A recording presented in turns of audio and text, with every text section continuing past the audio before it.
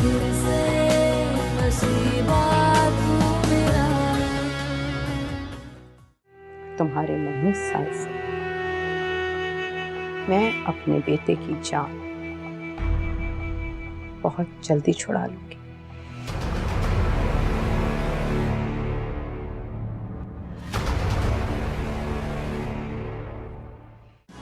फिर से नसीबा तू मेरा।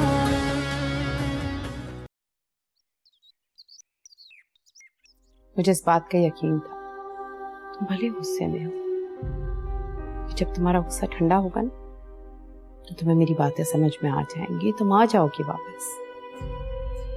आंटी मैं वापस तो आ गई, लेकिन मेरे लिए इस घर में वापस आना आसान नहीं था। और अगर सच कहूं तो मैं सिर्फ आपके लिए वापस आई हूं। थैंक यू वेरी मच मेरी बात मानने के लिए।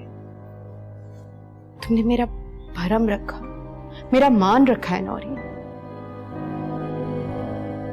तो बिल्कुल फिक्र ना करो, मैं तुम्हारे साथ कोई ज्यादती नहीं होने दूंगी। मैं आतिर को ज्यादा अरसे उस मनहूस लड़की के साए में रहने नहीं दूंगी। आतिर की बीवी तुम हो, सिर्फ तुम। और अब मैं तुम्हें तुम्हारा हक दिला के रहूंगी, एक बीवी होने का। Thank you aunty. आंटी वो मेरे साथ अम्मी भी आई हैं, वो शायद तनु से मिलने गई हैं। तंजीला, उससे कुछ सवाल पूछने का हक हमारा भी बनता है। ठीक है, मिलने अंदर है।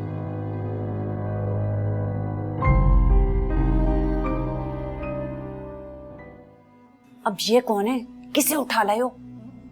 दोस्त है मेरा। क्यों, कोई मसला है? मसला क्या होगा? तुम तो जानी को अच्छी तरह जानते हो कि वो तुम्हारा आना भी यहाँ पसंद नहीं करता। ऊपर से तुम इसको उठाकर ले आए हो। ये तो मुझे शक्ल से ही टारगेट किलर लग रहा है। पसंद नहीं है तो मैं क्या करूं? मत भूलो, इस घर का 1 साल का एडवांस किराया मैंने दिया है। अच्छा अब बताओ क्यों लेकर आए हो? एक प्लान बनाया मैंने। कैसा प्लान? आतिर को कत्ल और तन्नों को अगवा करने का प्लान। कत्ल, अगवा? नहीं नहीं भाई, देखो हमें माफ रखो इन चीजों से। मुझे और मेरे बेटे को इसमें मत शामिल करो। वैसे भी हमारा तंजीला से कोई ताल्लुक नहीं है भाई। वैसा ना कहो अमीना डार्लिंग, ताल्लुक और वास्ता तो तुम्हारा भी बन गया है।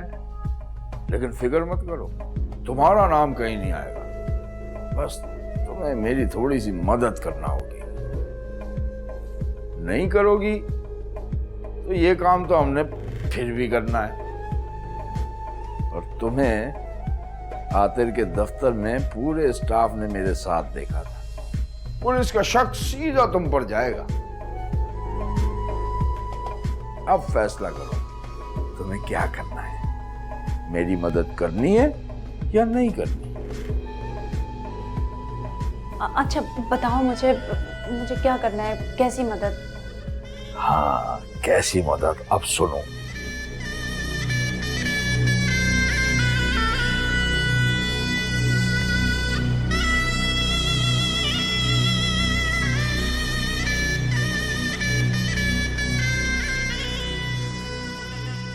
रंग ढंग बदलने से किस्मत नहीं बदल जाती। तुम पहले भी मनहूस थी, आज भी हो और हमेशा रहोगे तन्नू की तन्ना। कुछ नहीं बदलने वाला। इतने अरसे बाद मिली आप मुझसे, ऐसी बातें तो ना करें। ऐसे बड़ी हिम्मत दिखाई है तुमने, बहुत बड़ा कारनामा मारा है मेरी बेटी के शौहर से शादी करके। दाद देनी पड़ेगी तुम्हारी हिम्मत को और तुम्हारे हौसले को। लेकिन ये मत भूलो, औकात से बढ़कर किसी को कुछ नहीं मिलता। मेरी बेटी की बराबरी करने चली थी, लेकिन आज भी तुम्हारे हिस्से में उसकी उतरन आई है। ठीक कहा आपने, औकात से बढ़कर किसी को कुछ नहीं मिलता, चाहे कोई इसके लिए अपनी जी जान ही क्यों ना लगा दे। इसीलिए तो आतिर की मोहब्बत, उनका प्यार मेरे हिस्से में आया है। आप लोगों की लाख कोशिशों के बावजूद ऊपर वाले ने आतिर का साथ मेरे हिस्से में लिख दिया। बहुत बातें आ गई हैं तुम्हें, एक तो चोरी, ऊपर से सीना चोरी। ये ज्यादती कर रही हैं मुमानिया। चोरी किसने की है ये आप भी अच्छी तरह जानती हैं। आगे से जुबान चलाती है।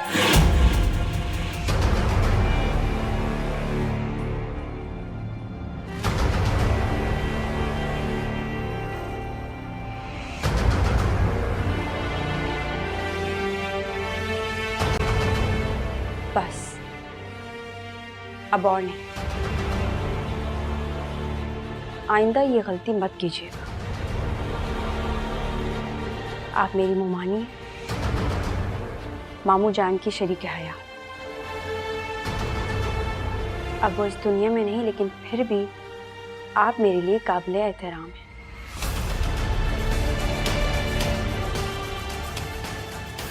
और ये एहतराम कायम रहे तो बेहतर होगा।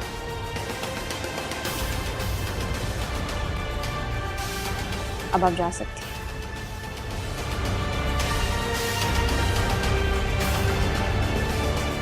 और एक बात और, मैंने किसी का घर बर्बाद नहीं किया। मैं जानती भी नहीं थी कि आतिर नौरीन से शादी कर चुके हैं। मुझे ये बात आतिर ने शादी के बाद बताई है। अगर मुझे पहले बता देते तो मैं ये शादी कभी ना करती, क्योंकि मैं आज भी नौरीन को अपनी बहन मानती हूँ। झूठ बोल रही हो तुम, बकवास कर रही हो। इस शादी की तुम्हें बहुत बड़ी कीमत चुकानी पड़ेगी। तुमने मेरी बेटी का घर बर्बाद किया है, उसका चैन बर्बाद किया है। चैन से मैं तुम्हें भी नहीं जीने दूंगी, याद रखना, कभी मत भूलना।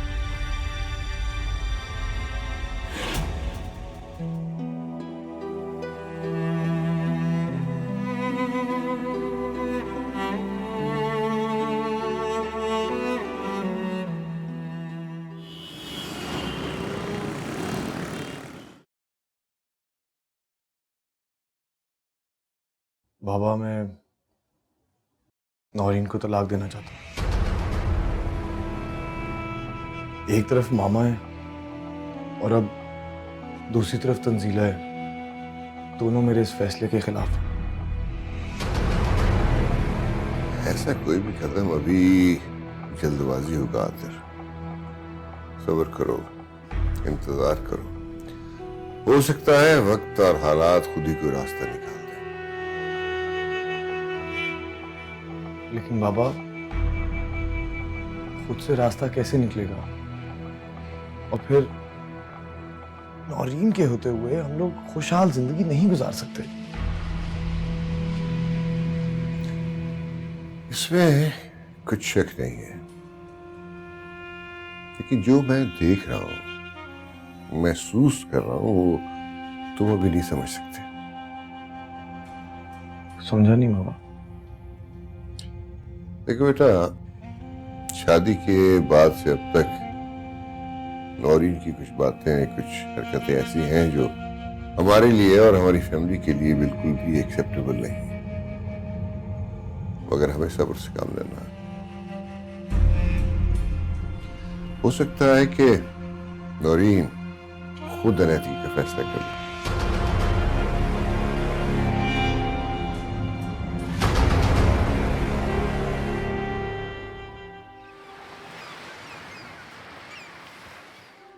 आंटी, मैं सिर्फ आपके कहने पर यहाँ आई, वरना इस घर में आने का मेरा कोई जवाब नहीं। ऐसा मत कहो नौरी। यू नो, अगर तुम नहीं आती ना तो मैं तुम्हें खुद लेने आ जाती, क्योंकि मेरी नजर में इस घर की बहू सिर्फ तुम हो। एंड माइंड इट, मैंने तंजीला को इस घर में आने की इजाजत जरूर दे दी है, मगर ना ही तो मैं उसे अपनी बहू समझती हूँ और ना ही समझूंगी। ये बात मैं उसे बता भी चुकी हूँ। अस्सलाम वालेकुम। वालेकुम सलाम। मामा हम लोग बाहर जा रहे हैं तो डिनर बाहर से ही करेंगे। रखें। नौरीन को भी साथ ले जाओ, उसका भी दिल बहल जाएगा। नौरीन को दिल बहलाने के लिए किसी की जरूरत नहीं है, उसके लिए वो खुद ही काफी है। आपको क्या लगता है कि आप मुझे इस तन्नों के साथ जाने की ऑफर करेंगे और मैं चली जाऊंगी? हरगिज़ नहीं। नौरीन का अपना एक मयार है और नौरीन अपने मयार से कभी नहीं गिरती। अच्छी बात है, मयार होना चाहिए।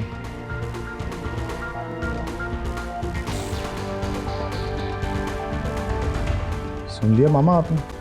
आप कह रही थी इसे मैं साथ लेकर जाऊं।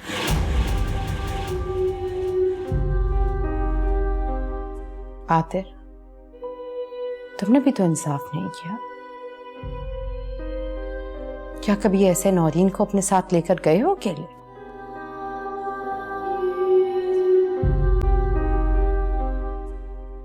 आई थिंक नौरीन ठीक कह रही है।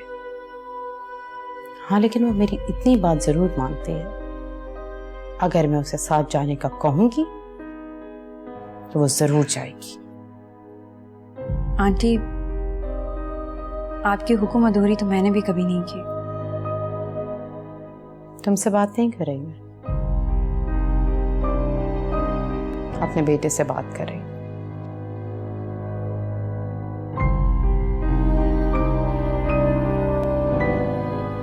ठीक है मामा, हम लोग चलते हैं।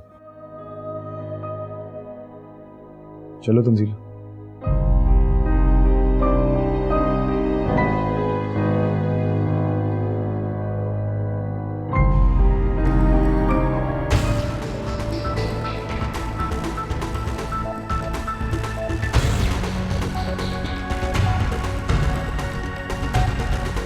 नौरीन,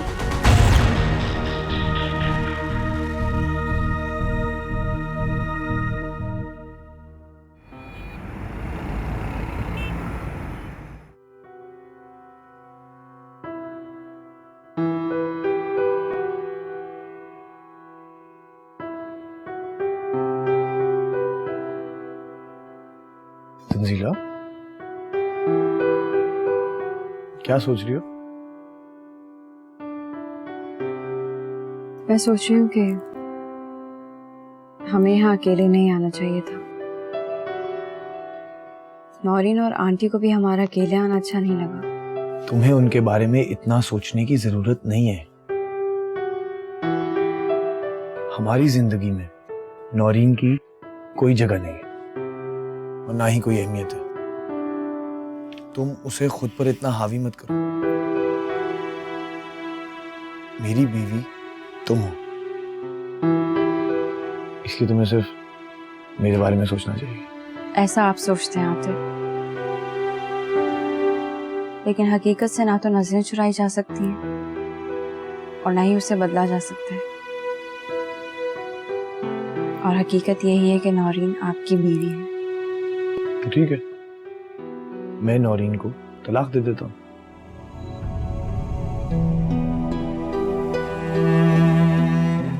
जिस रिश्ते को मैं मानता ही नहीं हूँ उसको जबरदस्ती चलाने का फायदा। और वैसे भी नौरीन को भी इस रिश्ते से कुछ हासिल नहीं होगा। नहीं आज आप ऐसा कुछ नहीं करेंगे। प्लीज मुझसे वादा कीजिए। आप नौरीन को तलाक नहीं देंगे। और बात सिर्फ नौरीन की नहीं आती। मैं आंटी को किसी किस्म की शिकायत का मौका नहीं देना चाहती। उनके दिल में बसी मेरे लिए बदगुमानी और नफरत को खत्म करने के लिए मुझे आपकी मदद चाहिए, आपका साथ चाहिए। तंजीला, तुम हर कदम पर मुझे अपने साथ पाओगी।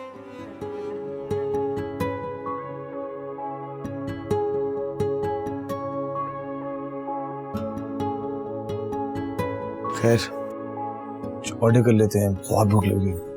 एक्सक्यूज मी,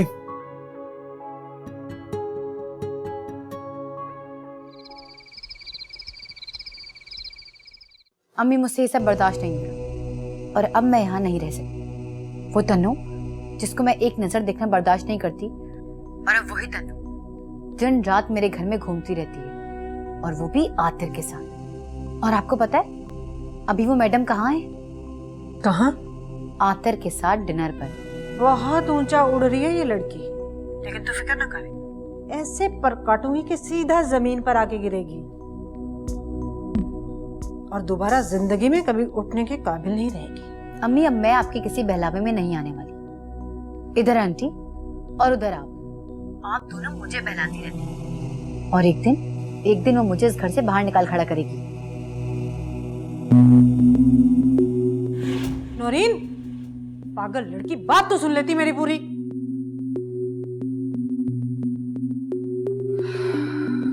तन्नू, तो मेरे हाथ से नहीं बचेगी। अम्मी मैंने कहा ना मुझे आपसे अभी बात नहीं करनी। खैरियत है? इतना गुस्सा? सॉरी, मैं समझी अम्मी की कॉल है। खैरियत तो है, किस बात पे इतनी नाराज हो? बस कुछ परेशानी थी इसलिए।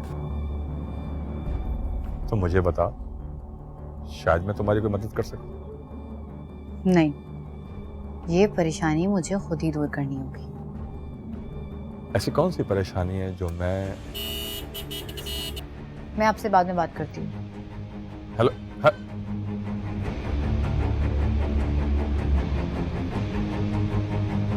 मैं यहाँ उस तन्नू की नफरत में पागल हो रही हूँ और वो वहाँ आतर के साथ अपनी लाइफ एंजॉय कर रही है। इस जंगलों से मात देते देते मैं खुद हार गई और वो तन्नू जीत गई। आतिर की मोहब्बत, ये घर, और मेरे पास क्या बचा? ये खाली हाथ? नहीं, मैं खुद को मात नहीं होने दूंगी। मैं तुम्हें आतिर को जीतने नहीं दूंगी तन्नू। लिख फिर से नसीबा तू मेरा। तंजीला मेरी भतीजी नहीं, मेरी बेटी है, और मैं अपनी बेटी के साथ किसी किस्म की भी ज्यादती नहीं होने दूंगा। अंकल, तंजीला के साथ कोई ज्यादती नहीं होगी, वो मेरी बीवी है।